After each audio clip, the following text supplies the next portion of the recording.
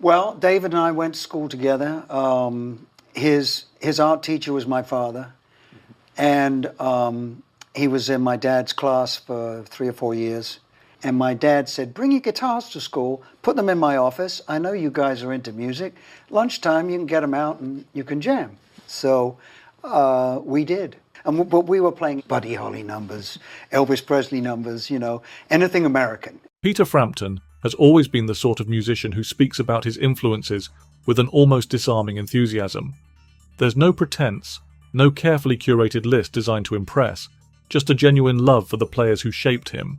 You get the sense that he still listens to their records with the same wide-eyed wonder he had as a teenager, absorbing every phrase, every nuance.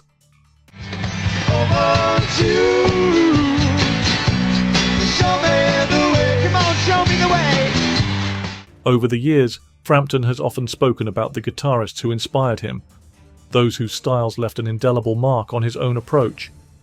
They range from the jazz greats who taught him finesse and melody, to the early rock and roll pioneers who gave him his first taste of raw excitement. And then there are those in between, players who sit somewhere in that sweet spot, blending genres effortlessly and bringing their own unique voice to the instrument.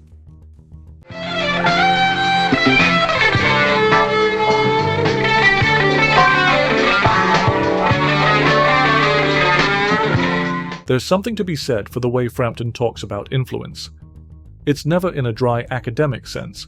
He doesn't dissect solos with the cold precision of a music theorist. Instead, he describes what these musicians made him feel, how they unlocked something in him that might otherwise have remained dormant. There's a warmth in his recollections, a sense that these players aren't just names from history, but constant companions on his musical journey.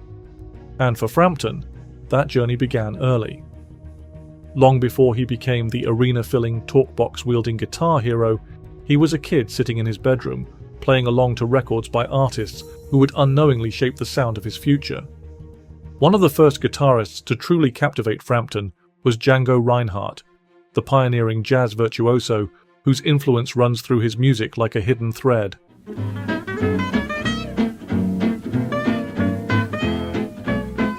There's something about Reinhardt's playing, effortless yet intricate, expressive yet never overblown, that resonated with the young Frampton.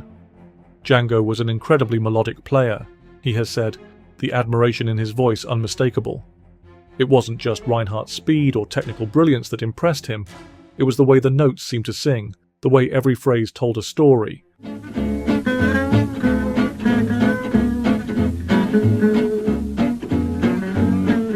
Frampton has often pointed to Reinhardt's use of diminished runs as something that continues to inspire him, a technique that adds a touch of sophistication to his own solos without ever feeling forced. Even now, decades into his career, those early lessons in melody and phrasing are still present in his playing. But Reinhardt wasn't the only jazz influence to leave a lasting impact.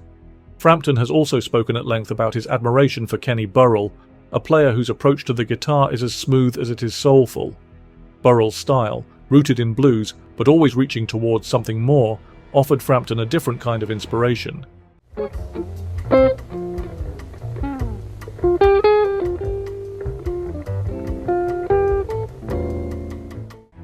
Kenny Burrell is one of my favourites, Frampton has said, highlighting the way Burrell's phrasing and tone influenced his own touch on the instrument.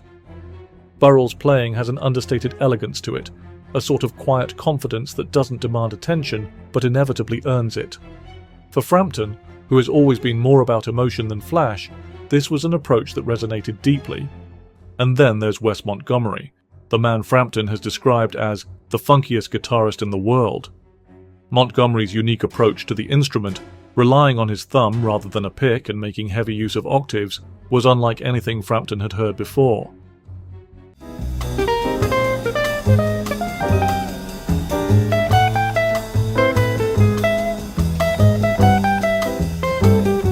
There's an undeniable groove to Montgomery's playing, a rhythmic quality that seeps into everything he does.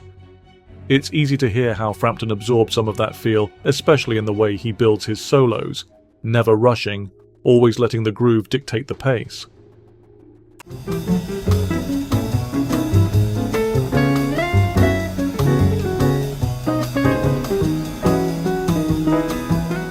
Frampton has said that listening to Montgomery taught him how to let the music breathe, how to find the spaces between the notes rather than simply filling every moment with sound. Of course, Frampton's musical education wasn't confined to the world of jazz. Before he ever encountered the sophistication of Reinhardt or the cool elegance of Burrell, he was captivated by the raw energy of early rock and roll. Buddy Holly was one of the first to make an impression, his songs filled with a kind of youthful exuberance that felt both accessible and exciting.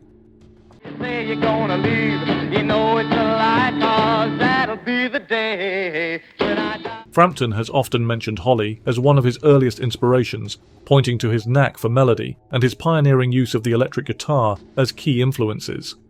Holly's music had a simplicity to it, but beneath that simplicity was a profound sense of craftsmanship, something Frampton has carried with him throughout his own songwriting career.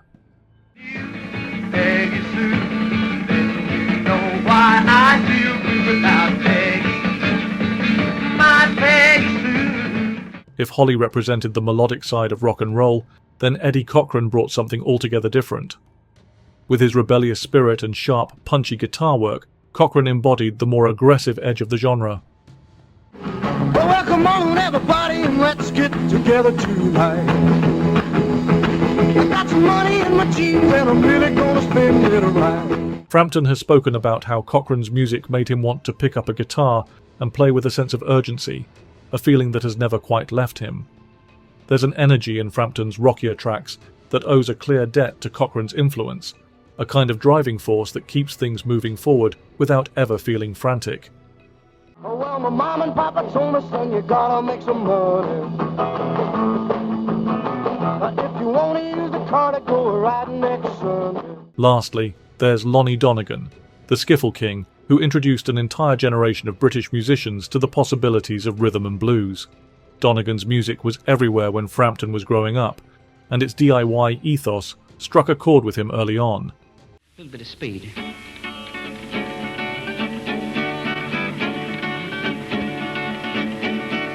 Look out, Duane Eddy, here I come. Skiffle had a raw, homemade quality to it that encouraged young musicians to pick up instruments and give it a go, and Frampton was no exception. He has often spoken about how Donegan's music felt like an invitation, proof that you didn't need elaborate arrangements or years of formal training to make something that resonated with people.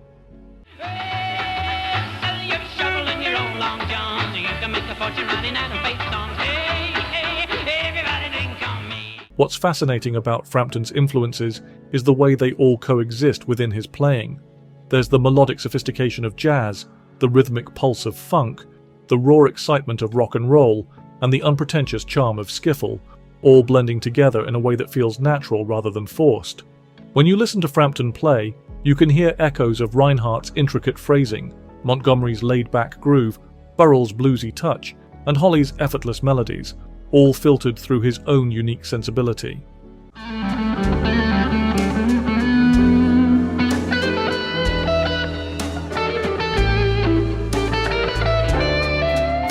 Frampton himself has always been quick to acknowledge the debt he owes to these musicians, but what sets him apart is the way he's taken those influences and made them his own.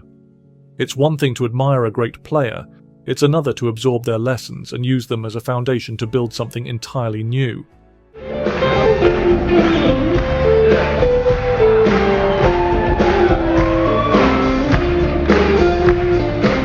Frampton has never been content to simply imitate his heroes.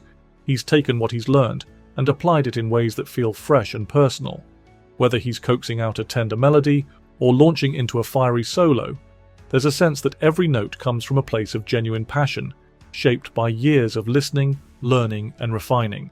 Perhaps that's why Frampton's music continues to resonate with audiences after all these years. There's an authenticity to it, a clear through line that connects him to the players who came before him while still allowing him to carve out his own space. As Frampton himself has put it, it's all about taking what inspires you and finding your own voice within it. And in that, he's succeeded brilliantly, crafting a sound that is unmistakably his, while still carrying echoes of the giants who inspired him.